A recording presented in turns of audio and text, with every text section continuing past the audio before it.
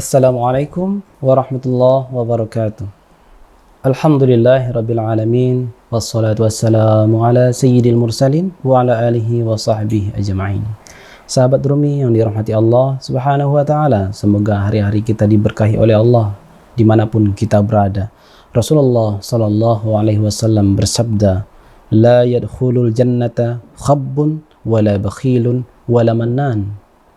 Tidak masuk surga orang yang menipu, dan tidak masuk surga orang yang pelit, pun tidak masuk surga orang yang suka mengungkit-ungkit pemberian.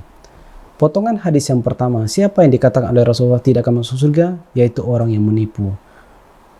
Karena tidak berhak orang menipu itu mendapatkan rahmat Allah subhanahu wa ta'ala. Allah tidak pernah menipu. Innallaha la yazlimun nasa syai'a walakinnan nasa anfusahum yazlimun. Sesungguhnya Allah tak pernah berbuat zalim, tidak pernah berbuat aniaya, akan tetapi manusia itu sendirilah yang berbuat aniaya pada diri mereka. Ketika Allah tidak pernah menipu, lalu Rasulullah pun tak pernah menipu, namun kita melakukan tipuan kepada makhluk Allah yang Allah selalu jujur pada hambanya, namun kita menipu sang hamba tersebut, maka disitulah dicabutnya keberkahan dari seseorang. Kemudian, apakah menipu hanya terkhusus pada manusia? Dalam ilmu hadis, yang menjadi kriteria seseorang tertolak riwayatnya adalah ketika seseorang menipu binatang.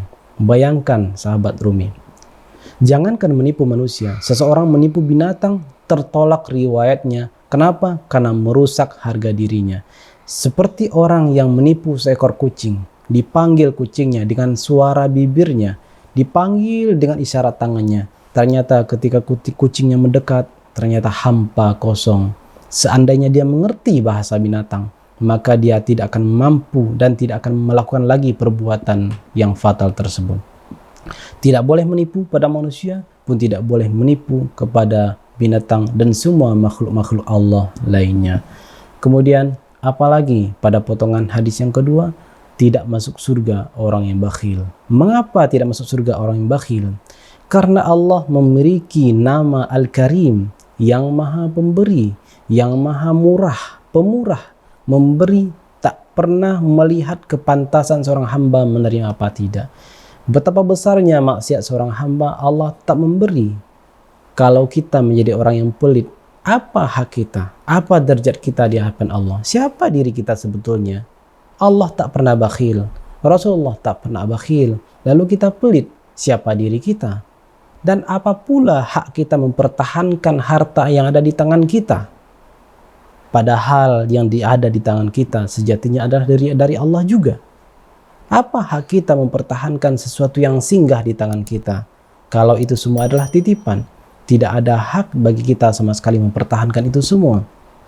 Maka pada hakikatnya orang bakhil adalah seorang pengkhianat. Bagaimana dikatakan pengkhianat?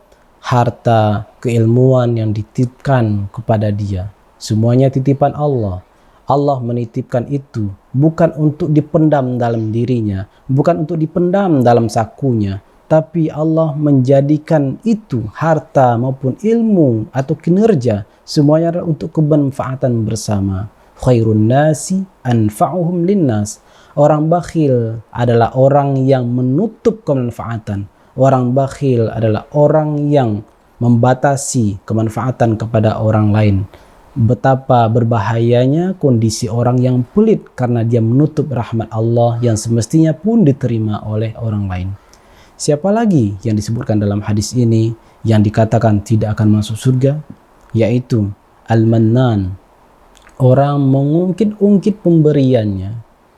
Sahabat Rumi yang dirahmati Allah subhanahu wa ta'ala, dengan husnuzon kita kepada Allah, amalan yang kita lakukan seandainya diangkat, menembus langit, namun dalam satu detik kita ungkap itu pemberian kita kepada orang, mengungkap dalam rangka menyombongkan diri, mengungkap dalam rangka riya kepada orang lain.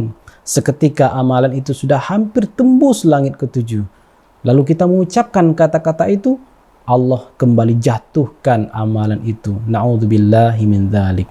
Tidak pantas pula kita mengungkit-ungkit. Jadikanlah tempat kita mengungkit perbuatan itu kepada Allah yang maha melihat, kepada Allah yang maha mendengar. Tidak sanggup sebetulnya telinga orang lain untuk mendengar ungkitan-ungkitan kita. Yang maha luas, yang maha tak terbatas pendengarannya adalah Allah Subhanahu wa ta'ala. Karena kebaikan itu adalah kebaikan yang sangat kaya, yang tak mampu diterima oleh lisan orang, yang tak mampu diterima oleh telinga orang. Maka limpahkanlah kepada Allah Subhanahu wa ta'ala.